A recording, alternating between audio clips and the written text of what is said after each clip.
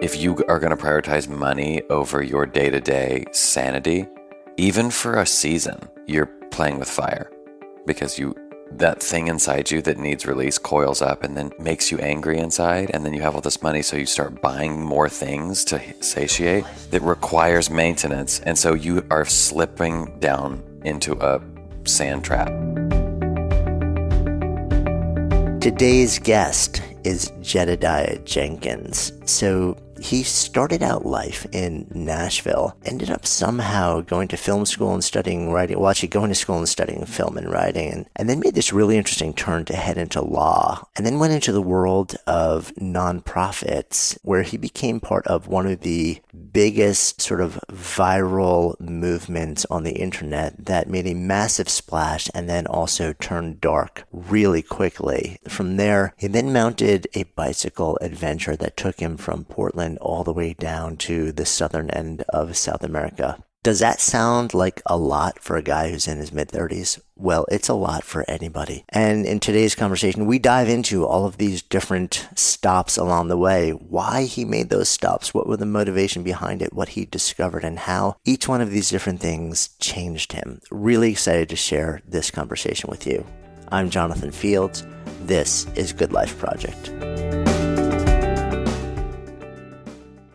When you're listening to something, you could be kissing your boyfriend for the first time. You could be seeing Hawaii for the first time. You could be driving down the road on your way to your grandmother's funeral and hearing a song. So you're consuming art in the context of doing something else. And so that art is then layered on top of that emotion. And so then for the rest of your life, when you hear that song, that Bon Iver song, you're going to be like, oh my gosh, and you're going to feel that again. And that's pretty unique to music. And so for me, when I listen to podcasts and I learn, it's often when I'm driving around LA or driving somewhere. And so I'll learn something new. And if I think about the intersection of Fairfax and 3rd, like it'll bring back the housing crisis of 2008, because that's where I learned it, and my brain freezes everything that I'm around into that spot. It's very interesting. Yeah, no, it totally makes sense to me, because I anchor so much audio to moments of life. And if I hear it like a song on the radio or Spotify, it's like, yeah, it will in the blink of an eye, it brings me right back there. And yeah, because it's sort of this it's like passive but not entirely passive. It is different than any other form of media, because you can be doing something else. So we kind of just jumped right in. I'm feeling you and I could, right, let's kind of like get a bit of a meta lens, because you have this really interesting sort of like series of journeys and seasons in what you're doing. You know, as we sit here today, we're hanging out, we're on a couch in a little bungalow in Encinitas, living in LA. You grew up in Nashville, which I've never been, actually. I'm going for my first time in just a couple of months. It's amazing. Good memories from there? Oh my gosh, yes. Grew up on a farm. It's just the best big city, small town. And it's built on the arts and music and country music. So there's just like a gritty, cheesy, rhinestoney history there, which like helps the city not take itself too seriously. Yeah. I love it. It's becoming a real foodie town now also, isn't it? Like big time from what I hear. Oh yeah. Amazing restaurants, amazing coffee, amazing cocktails, which is my 3 favorite things. All together, preferably. Right. It's like put it in a blender and hit spin. Did you split when you went to college? Yeah, I left Nashville for college at USC, University of Southern California. Studied English and minored in cinema. Yeah. How come? What was the motivation behind those two things? Well, I mean, all through high school, all through middle school, my dream was to be a movie director. Like my idol was James Cameron, Steven Spielberg, that world, Robert Zemeckis, my idols. And then I got there and I took some film production classes freshman year, and I hated it. And that was so eye-opening to me, because I had just like everyone back in Nashville was like, Jed's going to go off and be the next Steven Spielberg. We're so excited. And then I just suddenly get there and I'm like, oh, this is not what I thought it was. I thought being a director was so creative and free, but it's actually a lot of people management and like running a company of 200 people, like, and I was like, that is, and being very like knowing technical things. And I was just like, that is that was when I had to go through the hard excavation of, oh, I misplaced my goal. I thought I wanted this thing, but I was wrong. I was aiming at the wrong target. So what is the thing in my spirit that wanted to be a director? Like, what's the deeper thing? Yeah, like what was it that you thought you would be doing that made you want to do it? And so then, like, through the whole, I mean, that took years to figure out, but it was ultimately, oh, I actually always just wanted to be a storyteller. So that's when I discovered I wanted to be a writer. But years later, I was just like, oh, shoot, I don't know what I'm going to be now. And that confusion led me to law school. Right. You make this really interesting left turn. Well, because I was so creative, right-brained, and I was like, I have zero skills. Like, I can write a poem really well or whatever, but I can't. And I just remember being like, wow, what if I trained my right and left brain? I could become employable and like pretty like powerful in terms of what I have the ability to do, like build a skill set in a toolbox. So I was like, my dad's really pushing me to go to law school because he sees me as like an unemployed writer forever, and maybe I should. Yeah, which is interesting also because your dad did not exactly live, the traditional mainstream trajectory. So it's interesting that he would have that aspiration for you. Well, I think he also saw a lot of success because my dad's a writer, so is my mom. And a lot of success in the arts is luck, is talent and luck. And so he knew I had the talent, but as a parent, they both were like, you can't control luck.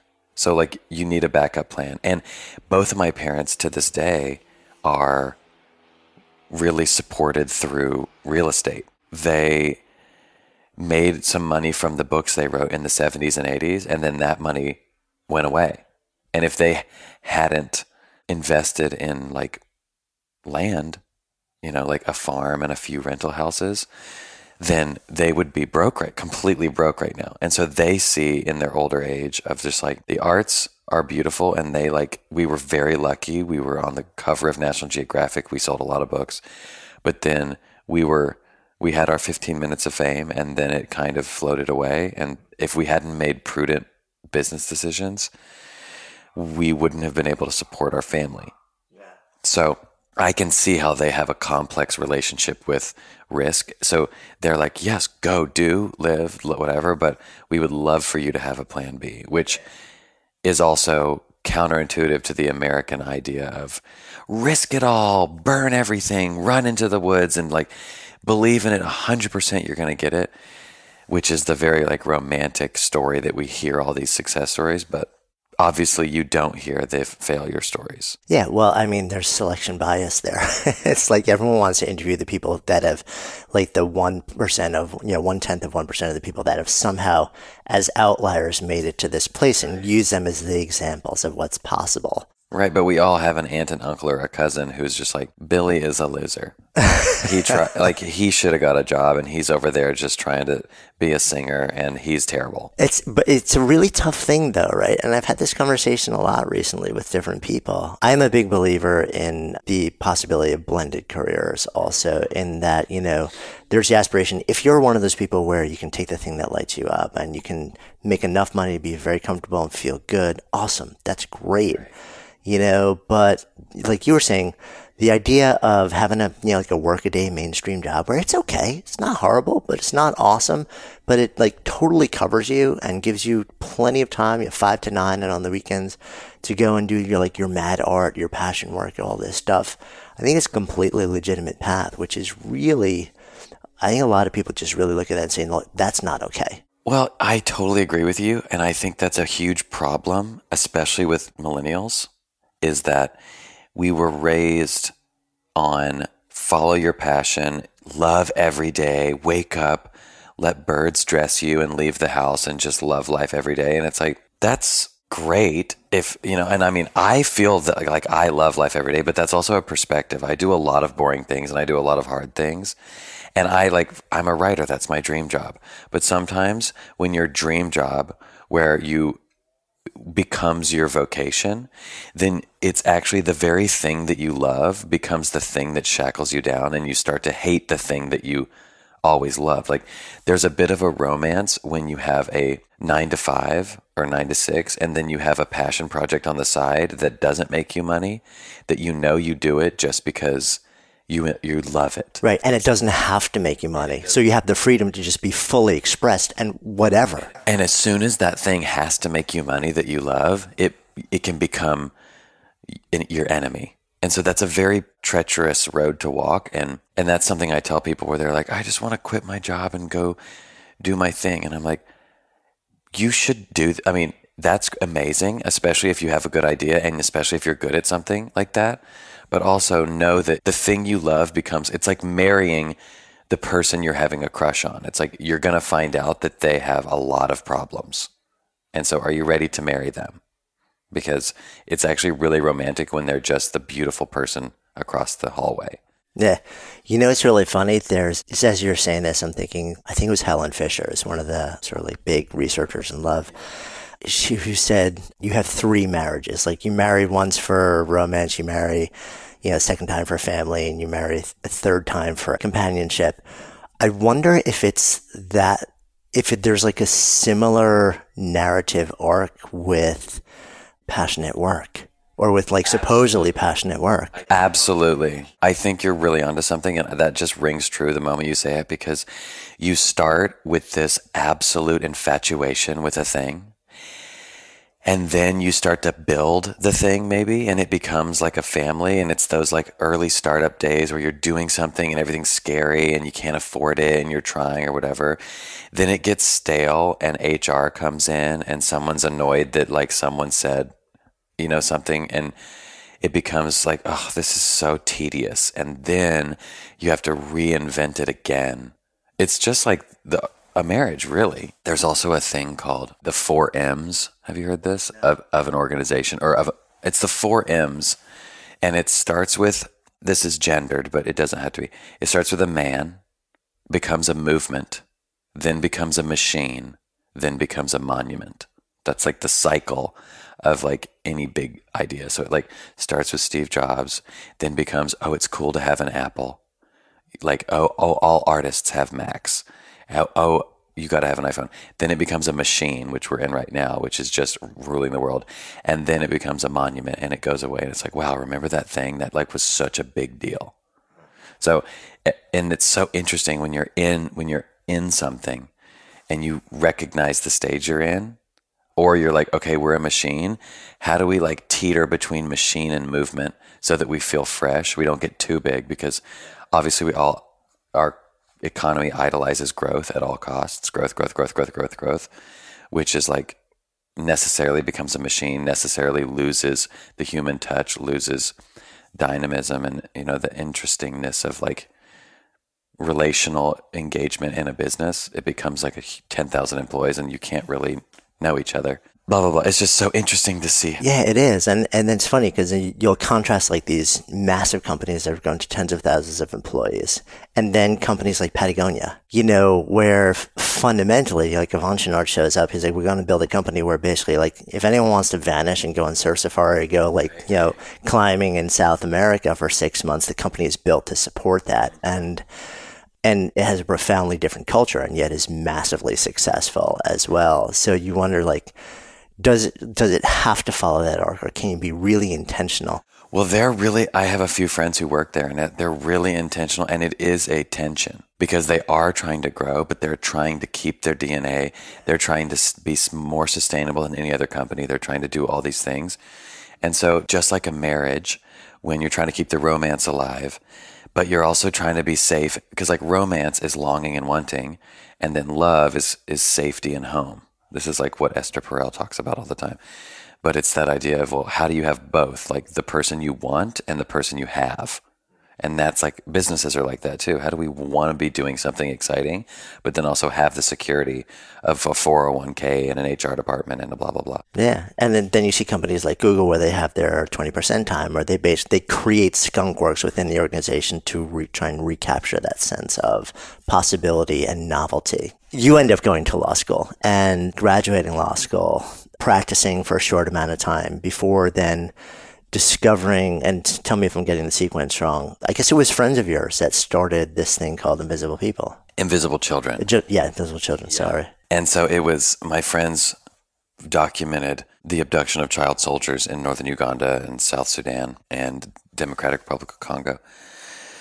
And they made a documentary about it, and then it became a nonprofit that was like raising money to build schools for these kids that were like in the war zone, and then also advocating in the stateside for like government help to capture these rebels and arrest them. And I was in law school, I was like, wow, I'm really afraid of working in an environment that is soul crushing, because I did that for a minute in law school, and I was like, oh no, like, is this... It's one thing to work at a job where you feel productive and you work hard and you make good money, but you also have time to pursue other interests and have a social life and engage with like being a human.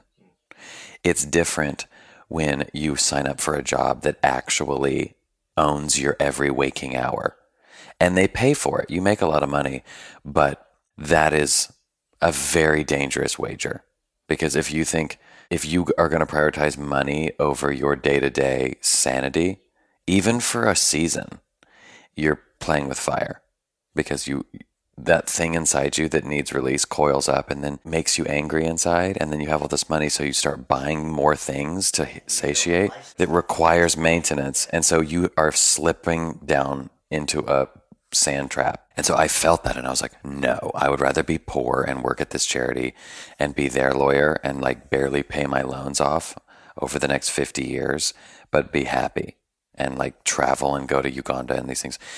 And so I said, I'm working with you guys. And the moment I did, I was like so fulfilled. I was so happy. I was poor. I mean, I had my bills paid. I could live. I could afford a pint of IPA. I was fine. But I was so happy. Oh my gosh. And just doing creative and important work with people that were smart and ambitious and risky and full of heart was just so incredible. So that was like my 20s as working there. I mean, those 5 years of my 20s. Yeah, but that didn't stay. You started as a lawyer, but pretty quickly you transitioned. That wasn't how you ended up really sort of spending your time there. I started as a lawyer, and then that was when I studied creative writing in undergrad, and then in law school you write a lot, and you like defend positions and write memos and things. And so at Invisible Children, they would call me into like creative meetings. They're like, oh, we're working on this documentary. We're trying to summarize this issue about like complacency or being like global citizens and what it means to live in the world that's connected now, where we're all on Facebook and we can talk to each other and we can see what's happening on the other side of the world instantly. And they're like, Jed, how would you say it? And then I'd be like, well, I'd explain it this way. Ba-ba-da-ba-da-ba-da. And they'd be like, oh, that's it. Write that down. And that just happened so many times that they're like, ultimately they called me in after working there only a year and a half. And they're like, Jed, you are fine as a lawyer, but you're better at writing and articulating things. So we need you to come into the art department and work with our storytelling. That's just like what you're good at. We can't hire because we can't find it, but we can hire another lawyer. So would you be willing to step away from that and do this? And, that was a moment. I was like, wow, I invested so much time, so much money into law school. And you also start to build a certain, even though it was very early, you start to build an identity around that. Yes. And I was like, am I going to, quote unquote, throw this away for this other thing that feels so good? Like when they said, you're a writer, I was like, I am. And the moment they said that, that landed on me like prophecy. I was like, that feels so true. And so then I kind of had to do the like psychological rearranging of understanding everything that you do is leading you up to the next door you walk through. Everything. Every horrible moment, every happy moment, every expensive moment. And I was like, what if being trained as a lawyer taught me how to articulate myself in a way that communicates with a reader? That's what lawyers do. What if being a lawyer taught me how to think critically and how to see both sides?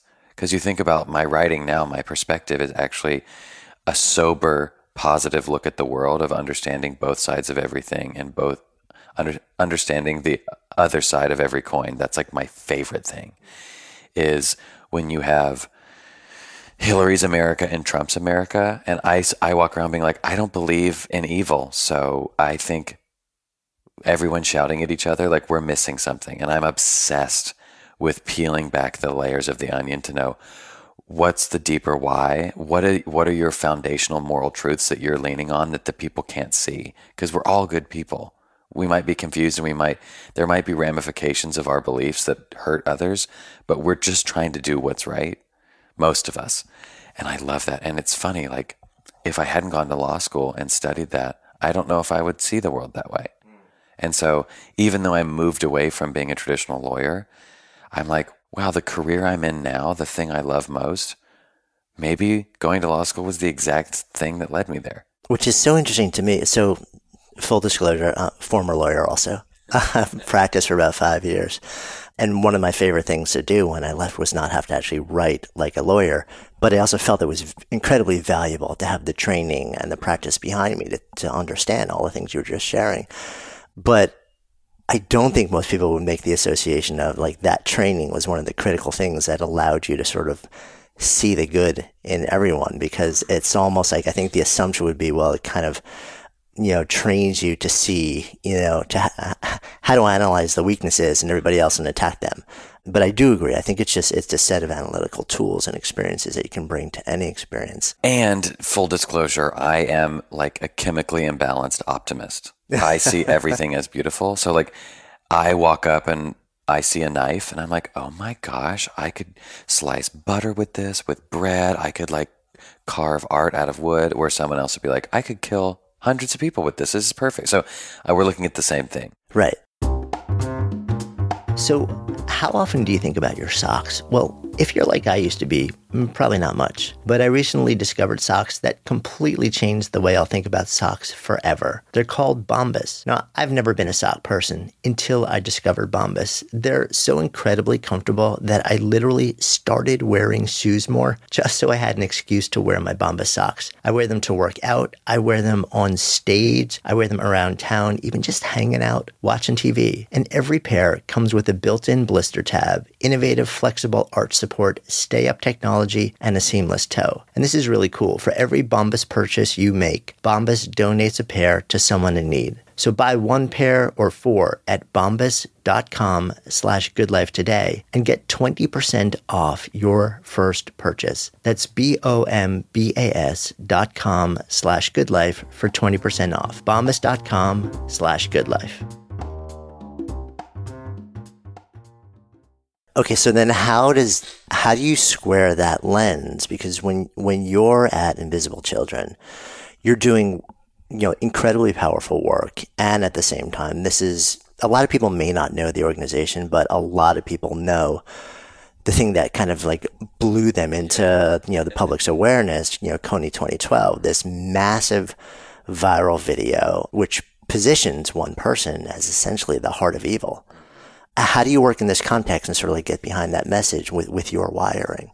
Well, that was philosophically hard for me. I wrote that movie with my friend Danica, so like we wrote that in there, and it was kind of a combination of understanding the emotional trigger of most people is a bad guy. Like every classic story has a villain. Like now in modern cinema, villains are more complex, but in classic Disney movies all the way, whatever, it's villains. And so I was like, it's very emotionally true that this man is, if there is a villain on earth, it's him. Now, if we want to talk, what was his psychological trauma as a child? Is he mentally damaged where he's a sociopath and can't experience empathy, and therefore does he actually believe he's the Messiah and he's saving, like sacrificing lives is important? I mean, just like ISIL or what, I mean, but the power of belief is an incredible thing, especially when you believe what you're doing is important. So telling the story of Joseph Kony as a true villain was philosophically complex for me. And we got pushback from some of our mentors and just being like, this is going to damage people because it makes them believe there's evil in the world. And that's philosophically lazy. And real empathy would look and see.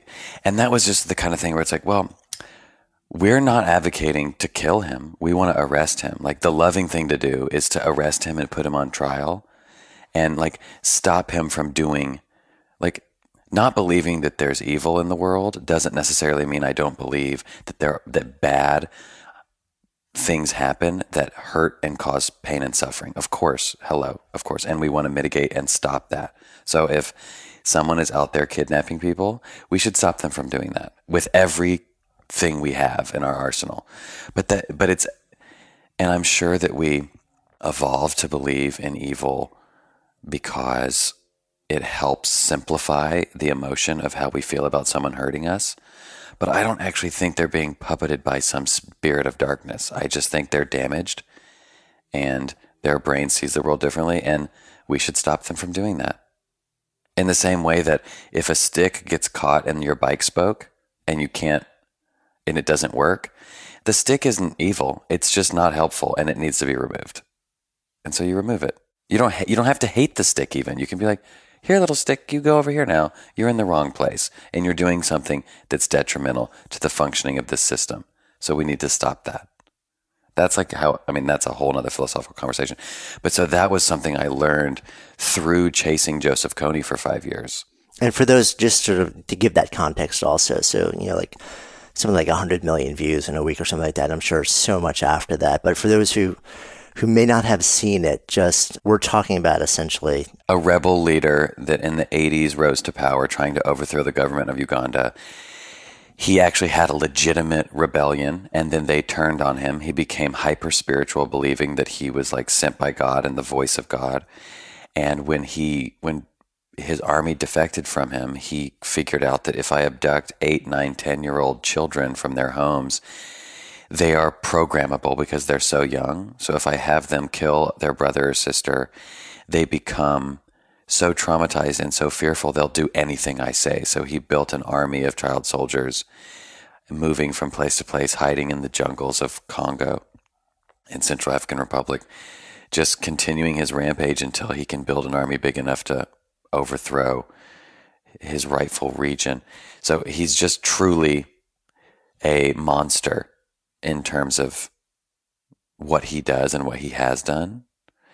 And when we were looking at the issue of this was a personal story to my friends. They saw this with their own eyes. But then as we were building a campaign around it here in the U.S., we were like, international justice, international intervention is complex and messy. We all know this to be true when we look at the history of the United States. But as the world becomes more of one cohesive unit where we feel each other's pain and we see, and Africa doesn't seem so far away, maybe let's start with the most obvious thing and then we can work back as things get more complicated. So how about we stop this guy from abducting children and causing them to murder their parents? Like, that's maybe something we can all agree on. And that was kind of the crux of making Kony 2012. And it was a huge conversation, and it had so many supporters. And then when anything becomes that public, it has people criticizing it and thinking it's too simplistic and wrong-headed, and it's promoting military intervention, which, newsflash, it was. Like, hi, that's what we wanted, was the military to go in and save these kids, as we would want the police to go in and break into a house that was like held hostage. And so, yeah, it was very complex, and it was hard on all of us, but it's important. Yeah, because that, I remember, it was like there were two waves with that. One was, wow, this is this incredible phenomenon and like shining a light on this terrible thing. And then it was like it flipped in the blink of an eye. It felt like I can't imagine. This is from me who like no idea you existed back then, like looking at it from the outside in, seeing how it flipped, and all of a sudden public opinion is like, wow, powerful, get behind it too. Who are these guys? Are they scammers? Are they like who's really behind this? Like, what's their real agenda? And trying to like find the people who are behind it and like go into their backgrounds and take them down. Like, can we find any dirt on them? It's so true. That was the most interesting, traumatizing thing that I've ever lived through. Truly. My best friend and founder of the company went straight up biblically Tolstoy level insane running through the streets naked, in a straitjacket, tied to a thing for a week, in like intensive care over like the mental break for months, over feeling like the whole world was trying to take him down, destroy his marriage, call him a liar, when he'd spent a decade of his life almost getting a divorce because he's so dedicated to this cause that his wife is like, we have 2 kids, you can't work all the time. And he's like, I'm trying to end a war. And she's like, me too, but we have a family. And so like, imagine sacrificing so much to try to like end this war. And you're like practically living only on cereal and bologna because you're just trying to do it. And then you suddenly see, oh my gosh, the whole world's talking about this thing finally. I've given a decade of my life in sweat, blood, and tears. And then all of a sudden they turn on you and say, you're a scammer. Imagine that. And it actually broke his brain. I thought forever, but thank God he was back and right as rain. But still, like 6 months later, that's a long time. I thought I'd lost my friend. What's going through as you're navigating that window of time? What's going on in your head, in your heart? It was very hard. It was very sad. But as an optimist, I also, in a car, when it has a governor in the engine and it can't go over 90, like if you're going too fast, it'll rev down. My brain has that. I can't get worked up.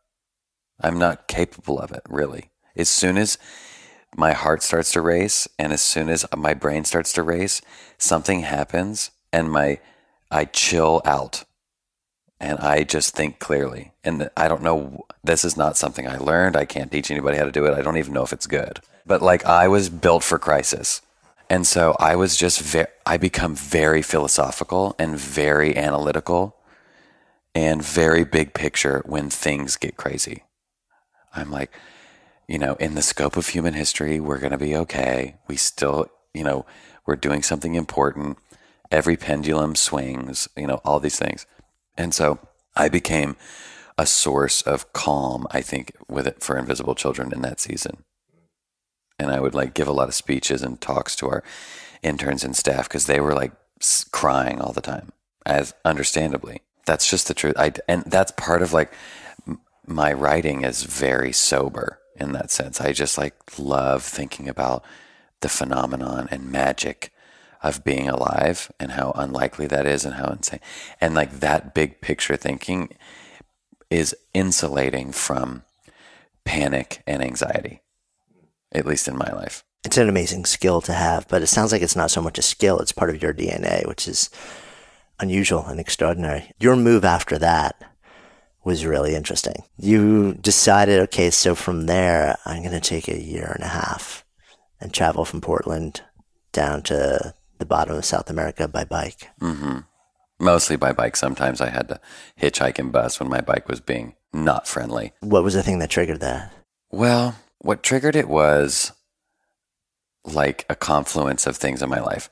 One, loving Invisible Children, loving the work I was doing there, but also being a millennial and being raised on have no regrets and do the thing you love. And I was like, especially writing for Invisible Children, I was like, I really, really, really want to write a book. Like I want to be a writer. I want to be Henry Miller. I want to be Donald Miller. I want to be John Steinbeck. That's actually my dream. This job is awesome, but I felt like I'm not married. I don't have a mortgage. I don't have all these things that cost money and therefore limit my ability to do something risky. And so I was like, I'll never be younger and less attached than I am right now. And so, and I was 27 at the time and I'd been working at Invisible Children 3 years. And I was like, I'm going to be 30 in 3 years. There's something about 27 where you feel the slide into 30 and then all of a sudden you're like, that is no shit an adult. Like, your 20s but 30 is an adult. So I can't like not know what's going on when that's the fear and the thought. So I was like, okay, I'm just going to be really intentional. And you know what? I love my job. I'm good at this job. And I'm going to take a year. I'm going to take 2 years off. I'm going to bike across South America and I'm going to write a memoir about it. And you know what? If it's bad, it'll be a cool story for my grandkids, and I'll go back to my job, and I won't have regrets. I'll be like, you know what, Grandpa tried that, and he wrote a book, and it's okay, but the story's cool. You should read it. That sounds great. So I was like, I'm going to do that. It's pretty low risk. I mean, it felt low risk in sense of I don't have to risk anyone else. And the bigger risk is not doing it and turning 75 and being regretful that I didn't try that thing. And what if, and I'm living now 4 years later, or I guess I left when I was 30, but I made this decision at 27. So 7 years later, I'm fully living, paying my bills as a writer in the very thing in the dream that I had, and I risked it and it worked. So I was like, wow, I'm so glad I did that. Why? You could have chosen any number of, quote, big adventures. Why that? I said when I turned 30, I'm going to go on a big adventure, and I didn't.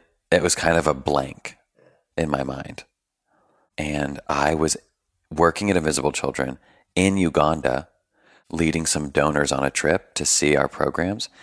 And we had hired a new guy named Andrew Morgan. And he was like the new employee, and everyone's like, oh my gosh, you got to meet Andrew. He's so cool. I go there, I meet him, and he's like, oh yeah, I just finished biking from New Jersey to Buenos Aires. And the moment he said it, I go, you did what? And he's like, it's the best trip of my life. I did it by myself. It took me a year and a half. I followed dry season. The speed of a bike is you can stop at any moment and look around. The wind's in your hair. It's faster than walking, but you're not in the bubble of a car and you're not risking your life on a motorcycle. It's the perfect speed. And it's small enough to where you can carry it in the woods and hide and camp anywhere. And as he was talking, I was like, this is it. This is exactly what I want to do. Exactly. And so that was the moment I heard him tell me that. I was like, there it is. And then I was like, I was originally going to start in Alaska and go all the way from Alaska to Patagonia. But then I realized with weather and timing, I would have to bike faster than I wanted to, or I would have to take a full 2 years, because you have to be in Alaska during its summer and Patagonia during their summer. So I was like, well, no, maybe if I start lower. And then I thought, oh, my parents walked across America and finished their walk in Florence, Oregon. I'll start in Florence. Where they finished, I'll start. And it'll be like a legacy thing. So you're picking up where your parents left off. And so, but what's so funny is that I actually, going on this big adventure to write about it, I promise you, and believe me when I say this, I thought I had this whole original idea. I was like, this is such a good idea. And then my dad's like, yeah, that's exactly what your mother and I did. And I'm like, oh my gosh, I'm copying them exactly. But it's like, that's like the power of persuasion, is that my parents were such great parents, and they never told us kids that we had to do anything. They just supported what we were interested in. I mean, we had rules and we had to like go to piano practice and whatever, do good in school, but they never projected their dreams on us. They just wanted us to fulfill our own.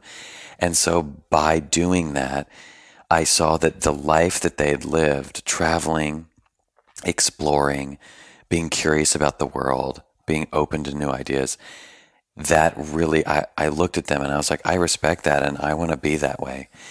Whereas if they had told me I had to be that way, I probably would have rebelled against it. So it's funny, they like tricked me into being like them. The day that you leave, like the moment that this turns from a 3-year seed that's been germinating to the day that you wake up and the moment you saddle up your bike, you've got your packs, you've got everything, your feet are on the pedals and you're about to leave. What's that moment like? You know, it's like, it's very similar to the first day of college, or where there's so many unknowns. It's exciting. You're like, what new friends am I going to make? Are my classes going to be hard? Like, wow, campus is so big. It's like that feeling of, I've talked about this for years.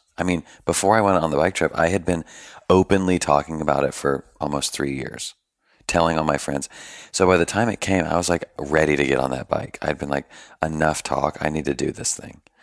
as opposed to like making a decision to up and go like a week later, where you might have panic and doubt. I was so invested in this thing. I didn't have doubt. I had fears of discomfort and fears of getting hurt and fears of just my body not being up to it, because I'd been so busy dealing with Kony 2012 up to this point that I hadn't trained at all. I hadn't like ridden a bike in years. And so I was like, well, here goes nothing. So I was slightly fearful, but I was just mostly excited. I was like, it's happening. Like, you speak something into existence, you tell your friends you're going to do it, you dream about it, you talk about it, and then it happens.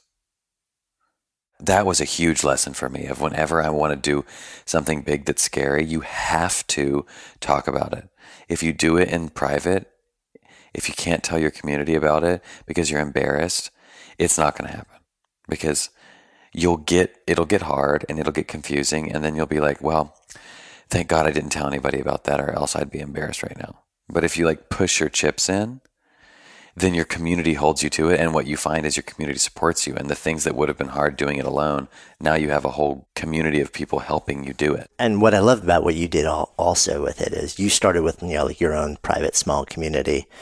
And then you decided to essentially live journal the entire adventure, choosing Instagram as sort of like the place where you would do a blend of like stunning photography and deep thoughts. And so you start to build this massive public community that's building along with you and going on the adventure with you and talking with them along the way and sharing with them.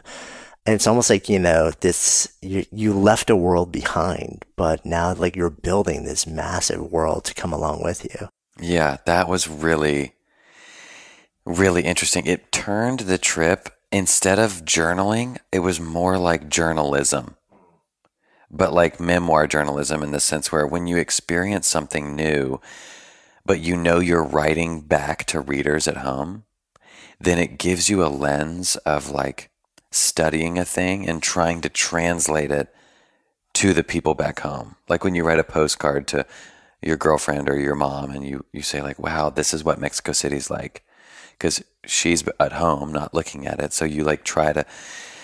And so what's so interesting is even when things got hard or confusing or triumphant, because I was distilling it into a message for people who didn't know me and weren't there, it actually made it much more survivable, because I was looking at it with like the lens of observation, where, like you think like war photographers are fearless. Because there's like when you have a camera over your eye and you're running into a battlefield, you kind of forget that you're on the battlefield and being shot at. And on the bike trip, when I could have been scared, camping in the middle of the woods in Colombia or wherever, I wasn't, because I was like, oh, this is going to be such a good story. And sort of when you feel your life as a story to tell, it doesn't feel so personal. It feels like it belongs to everybody else as well. And so you don't hang on to it so tightly almost. Which can be really powerful. And at the same time, did you ever feel like there were moments where, because of that dynamic, you were more the observer and reporter than the participant? I mean, it's almost like, certain bands now are actually banning mobile devices because people are missing the opportunity. They don't care if the videos get out, like whatever. They just want people to be fully present and there to experience it, not record and share it. Well, and I didn't take a ton of photos. I wasn't a photographer. My writing is different than photography, because you have to distill a thing you experienced into words. And the thing I was reporting was my experience. So you can't not participate and then report your participation. It doesn't make sense. And so it added a flavor to the experiencing of everything, just knowing that I was a storyteller. And wow, I'm so uncomfortable right now. Wow, I'm so hot. Wow, it's raining on me and I can't get out of the rain. And now my hammock is full of water and I'm absolutely miserable. And I could just be miserable, but I could also think, oh, at least I get to write about this. There's something that'll come out of it. Yes, it's not meaningless. Yeah. Tell me about a moment that brought you to your knees during that trip. Well, there was discomfort in the Andes of just being like rained and snowed on and sleeted on and freezing and having altitude headaches and altitude sickness and just wanting to like quit. But the real anxiety was in Baja in Mexico, where I had just left California, left all my friends. Biking down the coast of California was like a greatest hits tour of all my favorite people. Staying with them, they're so excited. Oh my gosh, you're really doing it finally. And then all of a sudden, boom, I'm in Baja, Mexico. There is not a tree in sight. It is just godforsaken desert. No humans, almost no stores. Towns are so far apart. I don't speak Spanish. It's October 2013, and I'm so lonely. I'm with my friend Philip, thank God, who's an angel. And I'm thinking, whoa, I'm not going to see my friends for so long. I'm miserable. I'm not good at biking. I don't know if I have enough water to make it to the next town. And it's October 2013, and 1 year from now, it'll be October 2014, and I'll still be on this damn bicycle because I don't finish until December. So like thinking about that thought, a year from now, I'll still be trapped on this trip, was horrifying. And so I was like, as I biked all day, running through every scenario of like, okay, maybe I can like fake tearing my ACL or like somehow injure myself to where I can't do it, but that'll get me out of it in a respectable way. I was like fully on the like, how do I get out of here mode? And then what's so amazing is my parents, having walked across America, like how many people have parents who can identify with that moment? And I'm like, Dad, I want to quit. And all my friends are like living this wonderful life in LA and San Diego, and they're going to forget about me, and I'm out here in the desert, and this sucks. And he was like, Jed, your body still thinks it's at home. It hasn't adjusted to life on the road. It still has expectations of life renting an apartment. So it takes a minute for you to overcome those expectations, and the road will become home. It will become very normal, and you won't be uncomfortable. I promise you that. And I was like, okay. And he goes, and FYI, your friends haven't forgotten about you. They're doing the same shit they always do. And guess what? They're jealous of you. They want to be out on an adventure. You're jealous of them. They're jealous of you. So you better live that adventure because they want to be living it. Lots of people do. So don't wish you were somewhere else. And he goes, I walked across America for 5 years. When I got back to Connecticut, my friends were still sitting on the porch smoking weed, like I had never left. And they were like, wow, dude, you're already back? And he was like, and I met your mother, and we walked for thousands of miles together, and our lives are changed, and we're on the cover of National Geographic, and they're still sitting on the porch smoking weed. So he's like, don't for 1 second think you're making a mistake. And that was like so helpful. Yeah, and unusual. And unusual. Like, who has a mom or a dad who can say that to them? Right. I mean, and to be able to say that to them from their own personal experience of like having been like they have lived how you're feeling in that moment, which probably also made you believe it, in a way where if they were just telling you like it's all going to be better or. Right. If my parents had been in traditional jobs, to have their support and something like that is extraordinary. But if they had said, you'll be fine, I might have been tempted to not believe them. I might have been tempted to say, you don't get it. You don't know how hard this is. But I couldn't say that. They had it worse. I had an iPhone. I had podcasts to listen to in the desert. I could get on Wi-Fi in a cafe and call them on FaceTime. When my parents walked across America, they would talk to their families maybe once a week from a payphone.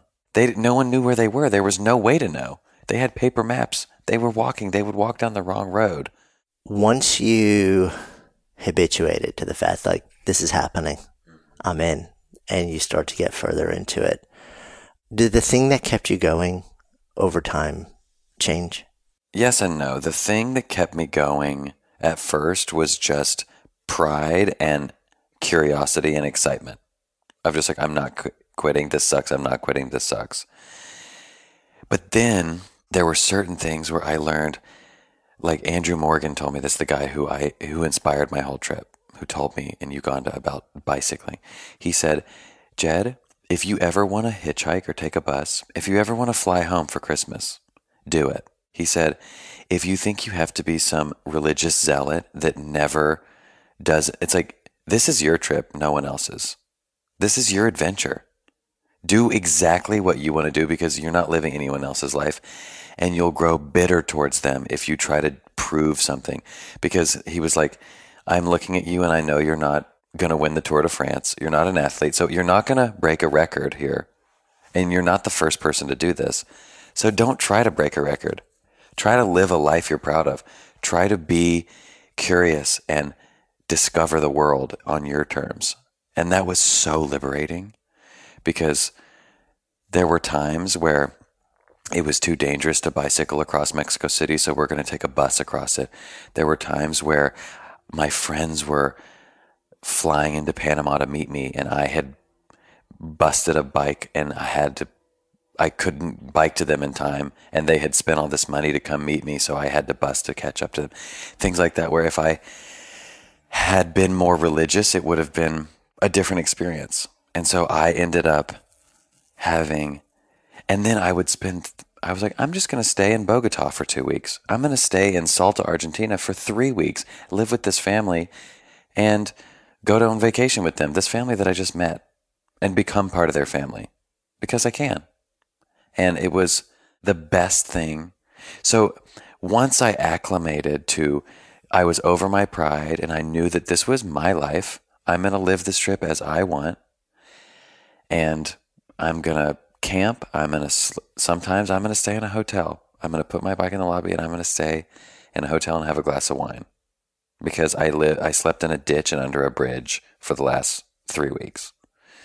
And that was it gave me the stamina to be a human and actually engage with the people who lived there and like enjoy myself. Yeah, I mean, it lets you sort of like it lets you see the tangents that are worth taking. And that lesson, I think, is very transposable in life, in the thought of your marriage doesn't have to be like every other marriage.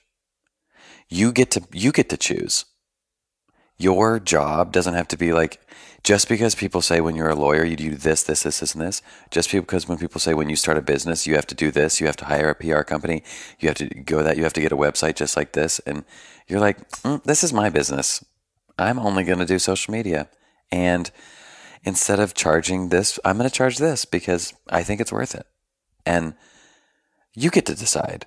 And I think that's so liberating to like understand that expectations are a framework to get you started, but then you get to decide what's next.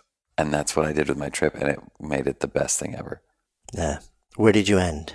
I ended the bicycle trip in El Chalten, which is Mount Fitzroy, but I finished my whole trip in Torres del Paine, the park, with hiking with my mom and 2 friends, which is like, I mean, Patagonia is huge. It was absolutely incredible. The hiking trip with my mom, she hiked like 12 miles with me up this mountain, and it was very difficult, and I was so inspired, and she's 67 at the time. And that is the end of my book. Like my book about this bike trip, like that moment was so revelatory to me, just like with my mom, and just, my whole life and my relationship with my mom has been tumultuous and amazing. So it was just the most incredible way to end the trip. And Torres del Paine, I don't know if anyone listening has seen what it looks like, but I encourage you to Google it. It is the most dramatic mountains you have ever seen, the strangest shapes. I always say it looks like God was like in a hurry and using really big tools and just like throwing things together. Like they're not smooth. There's nothing. It's like chaos, and it's so cool looking. And to hike around there with my family and friends, or my mom and 2 friends, was just the perfect ending. And then I finished December 22nd. I finished on my 32nd birthday. December 19th was that hike. We flew home the 22nd, flew home to my family, and Christmas in Tennessee, a tender Tennessee Christmas. It was like lovely. When you finally made it back to LA, was your dad's prophecy right? Yes. my friends, they were like, "You're already done? I feel like you just left." And I'm like, "I have lived 1,000 lives since I saw you last. I can't believe it." And that was also my theory of like, I really wanted to go on this trip because I was like, I feel myself getting older. I want to do something that shakes me awake, that is unusual, because I wanted to feel surprised by life again, like you are when a kid. And that's why time moves so slowly, because I felt my life slipping to where like, oh no, I blink and how am I already 30? I blink. And the experiment worked. Like that year and a half felt like, honestly, a decade. And then I came back and my friends were like, I haven't even like unpacked from moving into my new apartment yet. And I was like, what? Did it change the way that you related to them at all? Or they related to you? No, because I had seen a lot of things and I had changed internally, but I didn't even know how I'd changed. The outer side of me was very similar. I mean, I have a very defined personality. I've been the same person since 7th grade. Now, I went through like intense evangelical Christianity. I went through intense agnosticism. I went through all these different seasons, but I was still always the same Jed. I just might have like had different conversations, but I was the same person. So even living on a bicycle by myself in Patagonia, sleeping on a riverbed, I would like go to the fruit stand the next day and be the same person. I just was like a lot going on in my head. But so, no, I didn't relate differently. And I surround myself with people who are travelers and who are curious explorers. So it's not like I came home to a bunch of hometown people who have never left and they don't understand me. My friends, my community understands me, and they are similar in that sense. So I came home to kindred spirits. And that's part of why I don't feel alone in this world. And a lot of people with wandering hearts and wanderlust do, because they're like, everyone around me is so content and I'm not. But I live in a community of people who are very curious about life and about living it to the fullest. And this then basically opened the door for you to really embrace the writer's life more fully upon arriving home. And it gave you, a lot of source material. So you start working on a book. Mm-hmm. And I start working on a book and and I think it's going to be a novel at first based on my trip, because I wanted really to have a lot of license to say whatever I wanted, and I didn't want to hurt anybody's feelings. But then over time, and through the advice of my agent and ultimately my editors, they were like, Jed, your voice is so unique to you. People want you to say it. They don't want a character. They actually, because of your Instagram and your writing and the way that you're public with your thoughts. Yeah, they're connected to you as like it's the person. Me, Yeah. Not just a story. And so you'll be losing something if you don't tell the truth. I remember feeling so afraid to tell the truth about anything to some degree. Afraid of what? Afraid of my mom believes that being homosexual is sinful and might lead to live a life in hell and will definitely lead to AIDS. She believes that. And to talk about that openly is kind of throwing her under the bus to a lot of people. Whereas she's the greatest mom ever, and I'm obsessed with her. But that's just the truth of what she believes to some degree. And so when I lay that bare in public, all of a sudden I'm putting her and our private relationship in a place where people have opinions about her that's not fair. Well, maybe it is fair because it just is true. But, that's scary. And so the road I've had to navigate stepping into that space, especially writing my book, which is very honest and very open, is that I actually felt a lot of liberty reading this thing about Jack Kerouac. It was the intro to one of his books. And it said, Jack Kerouac writes about a lot of kooky characters. I believe it was his book, Big Sur. And the literary professor, or whoever was writing the intro, said, Jack Kerouac writes about a lot of kooky characters, a lot of morally ambiguous or morally questionable people.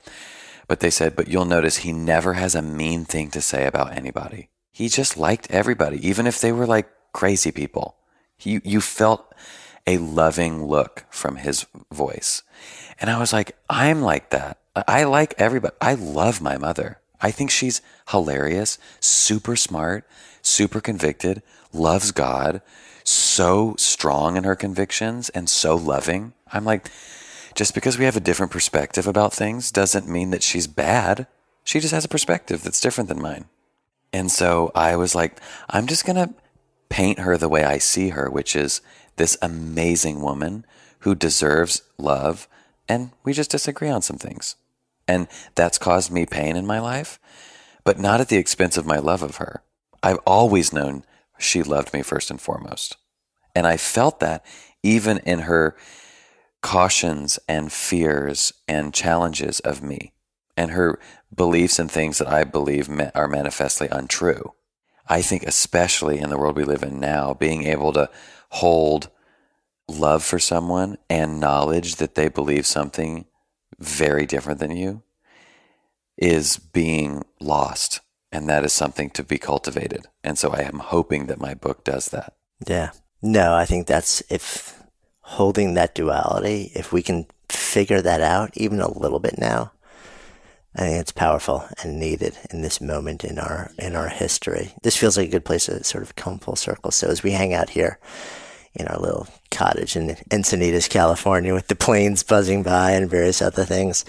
So the name of this is Good Life Project. So if I offer that phrase out to you, to live a good life, what comes up? I love that question because it offers itself to broad answers. And I love the thought of, because I think so much of these good life conversations are like, oh, you need to follow your passion, you need to quit your day job and go to blah, blah, blah. And it's like we were saying earlier, I think the ingredients to living a good life are enriching community, productive work, maybe that's it, and play. And that maybe goes into enriching community, but like having a community of people, whether it's your family, hopefully it's more than your family, and friends, where you respect them, you respect their ideas, you respect the way they live their life, they respect you, you're sharpening each other, you're talking about things that matter, you're having fun together, you're exploring the world together. Like that is so key to a good life. And then productive work, and what I mean by that is doing something where you feel that what you do makes a difference. That could mean being a barista, and you know that like your regulars come in, and when you know their order before they get there, and they give you that smile of feeling known in their community, and you're like, I make a community. You know, when people think about I love living in this town, they know that because I am their barista, and I know that his name is Jim, and he wants a tall white every morning, and that's so cool. And so if you feel a sense of belonging and a sense of purpose, however that manifests, that is such a good life. And I think that's why there's a lot of people in jobs where they're paper shufflers or they're doing things in a huge machine where they can't feel the product of their hands. You know, we want to shape something with our hands and then hold it and say, I made this. We want to have projects where we make something and then we see the thing that's made. And when you work in an environment where you can't see the thing you're making, I think you psychologically lose something. And so you're like, what am I even doing here? And that's where finding ways to feel productive in your work, I think is so important. I don't know what that is because I'm just literally living my one and only life trying to do whatever I'm doing every day. But that's what I've observed. The people who feel like they are productive and positive are happy. And I've seen people who are very productive, very successful, and they sacrifice community and play for success, and they are miserable. And they are killing it in their job. They look amazing on social media. They traveling the world, they look so amazing. And then they say, I am so lonely, I have no one to talk to. Everyone thinks I'm out here having fun, so no one texts me. I never get invited to anything because they think I'm not in town. And so I sit at home alone most of the time, crafting my next Instagram post. And I'm like, oh no, you need to change that. And you first need to be honest with people. Nah. That's my long-winded answer. Thank you.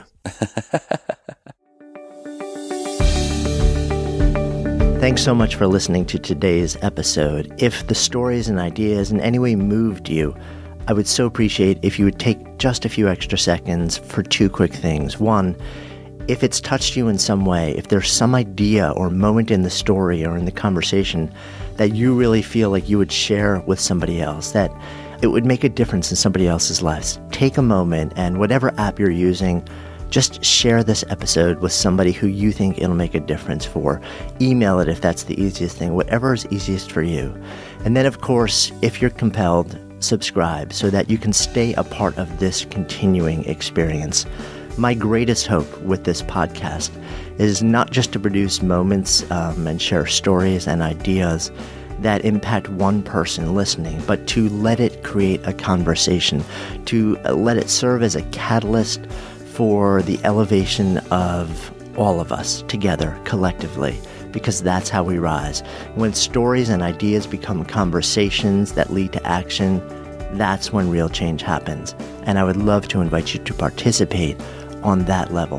Thank you so much, as always, for your intention, for your attention, for your heart.